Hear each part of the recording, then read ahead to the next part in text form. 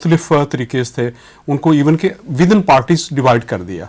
मेरे ख्याल है 77 से पहले कोई इस तरह की तकरीर नहीं थी, इस तरह की पहली तकसीम नहीं थी जिस तरीके से जिस तरह शिया सुन्नी और ये बाकी जो मज़ाहिब वो आ रहे थे सारे जी सेम जो है वो इसी तरीके से उनका जी सेम इसी तरीके से जो बाकी जो शिया सुन्नी ये वो सारे जो पार्टीज थी वो भी शिया सुन्नी सारे वो उसके बाद वो बने सारे। साहब लेते हैं एक शॉर्ट ब्रेक। नाजरीन सन अगर रहे जो वेलकम बैक नाजरीन।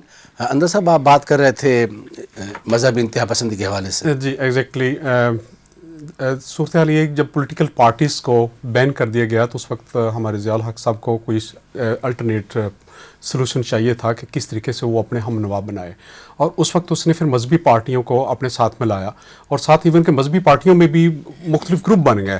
ये अब जब हिस्ट्री में आप देखते हैं तो ये हमारे जो शिया सुन्नी का जो ज़्यादा मेजर प्रॉब्लम थे ये उसी वक्त पैदा हो गए। उसके बाद लश्कर जंग भी आ गए और ये लश्कर तैयबा आ गए, ये उसी दौर में ये सारे इनको सपोर्ट किया गया कि हाँ जी कि ये शायद पॉलिटिकल पार्टीज़ के मुतबादिल एक निज़ाम हो जाए।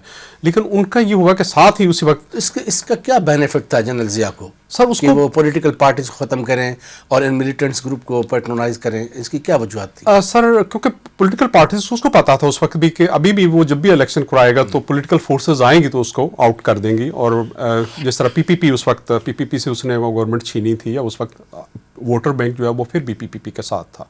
आप लोगों को याद होगा कि इवन के लाहौर में, मैं पंजाब से बिलोंग करता हूँ, इतनी पाबंदी उस वक्त थी कि नाम भी हमारे अखबार जो है वो सारे साफ निकलते थे। जहाँ भुट्टो का नाम या पीपीपी का नाम होता था वो टोटली वाइट वाश वहाँ हुआ होता था।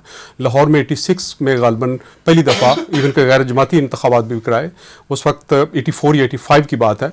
उस वक्त लाहौर में इवन के पतंगों के ज़रिए पीपीपी या बाकी पॉलिटिकल पार्टीज़ ने अपना इजहार किया कि जनाब ये हम इस पार्टी से बिलोंग करते हैं। ये इतनी घुटन थी, जब वो घुटन उनको दबाया गया तो उसके मुतबादिल जो है वो रिलीजियस पार्टी को स्पेट किया गया ताकि ये जो है वो उसके मुतबादिल निज़ाम हो।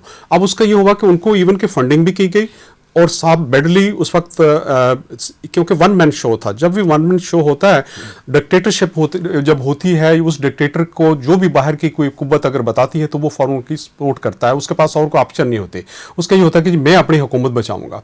उस वक्त उन्होंने ये रशिया के ख़िलाफ़ के जनाब हम ये एक हम भी अहले किताब हैं, अमेरिकन भी अहले किताब हैं और हम जो है वो कम्युनिज़म जो रशियन हैं उनको हम भगा फेंकेंगे। लिहाजा हमने अफ़गानिस्तान को एक ऐसे ही था कि जिस तरह हमारा सूबा भी नहीं बल्कि हम सोच रहे थे कि वो भी एक अपना घर है। हम सारे मुसलसल हम वहाँ जा रहे थे, सपोर्ट कर रहे थे, उनको फंडिंग कर रहे थे और वो अमेरिकन भी उनको अपना मुफाद था, वो इन लोगों को आके उन्होंने फुल्ली ट्रेन किया, सपोर्ट किया। अब वो लोग एक दफ़ा जिसके मुंह पे खून लग जाए जाहिर है कि वो वापस नहीं जाएगा। अब इन लोगों के साथ हमें भी पता है कि लोग गरीब लोग आम जो है देहातों से भी इवन के वो जहाद के नाम पे बुला रहे होते थे, जब वापस वहाँ घूम फिर रहे होते थे उनके पास लैंड क्रूजर्स पेराडोज होती थी, वो कहाँ से आई? क्लाशनकोफ कल्चर उसी वक्त आया, हीरोइन का कल्चर भी उसी वक्त आया हमारे।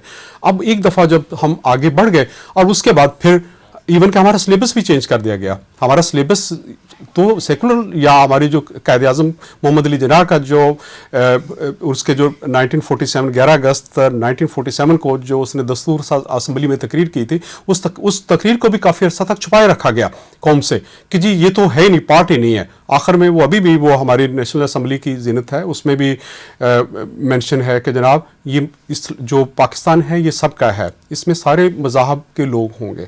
तो वहाँ जब उस वक्त इन इंतहा पसंद कुव्वतों को गवर्नमेंट की सरपरस्ती होगी तो जाहिर है कि वो तो और उछले कूदेंगे, वो और प्रॉब्लम्स क्रिएट करेंगे।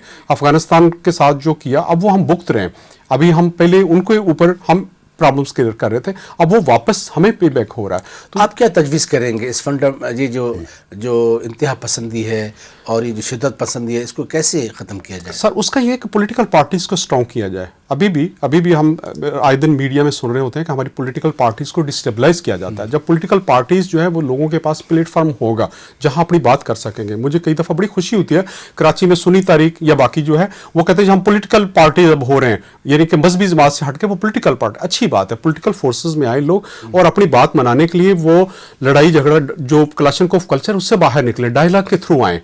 जब वो पॉलिटिकल पार्टीज में आएंगे उनको पता होगा कि जनाब मैं अपनी बात कर भी सकता हूँ, सुना भी सकता हूँ। जब नेशनल असम्बली का इजलास नहीं हो रहा था अभी हम कह रहे होते हैं कि जनाब असम्बली में तो आए दिन ये लड़ रहे हैं, झगड़ रहे हैं, ظاہر ہے جب ہم بات کریں گے ڈائلاگ کریں گے لڑائی بھی ہوگی گھر میں اگر بات نہیں کرتے تو گھٹن ہوتی ہے ہماری جو جب اسمبلیاں نہیں تھیں ہماری وہی ایک قالین کے نیچے مٹی بڑھ رہی تھی چھپا ہوا ہم کیموفلاج کیا ہوا تھا ہمارے پرابلمس جب بھی ڈکٹیٹرشپ آئی ہے اس وقت ہم نے کسی کا سہارا لینے کے لیے ان گروپس کو سپورٹ کیا ہے جو اینٹی لبرل یا میں کہوں گا کہ مذہبی انتہا پسندی جو اس کو ہم نے پہلے تو سپورٹ کیا اپنے یوز کے لیے اب وہ جب حد سے بڑھ گئے تو پھر وہ کنٹرول میں نہیں آ رہے ہوتے اچھا شبنم صاحب اواں یہ گفتگو بدھی بحث بدھو ہی جے کہ مذہبی اقلیتوں تاں سمجھو تا ملک میں